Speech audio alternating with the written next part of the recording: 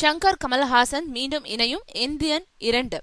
இது இரண்டாம் பாகங்களோட சீசன் போல இருக்கு. சமீப காலமா அப்பப்போ வெற்றி பெற்ற படங்களோட இரண்டாம் பாகம் வெளிவந்துகிட்டு இருக்கு.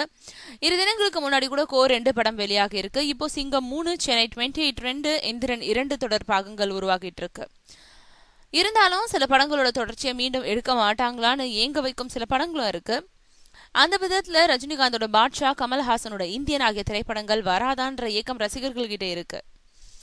பாட்ஷா படத்தோட 2ஆம் பாகம் பத்தி கடந்த வருடம் செய்திகள் அடிபட்டது. ஆனா அப்படி வரதுக்கு வாய்ப்பில்ல. ரஜினிகாந்த் அதை விரும்பல.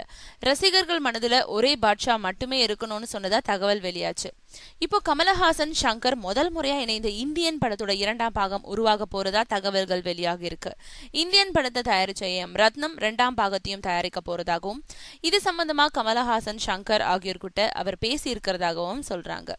இந்தியன் திரைப்படம் வெளிவந்து சுமார் 20 வருடங்கள் ஆயிடுச்சு. மீண்டும் அந்த கூட்டணி இணைந்தா நிச்சயம் மீண்டும் ஒரு தரமான படம் கிடைக்கும்ன்றத ரசிகர்கள் எதிர்பார்க்கலாம்.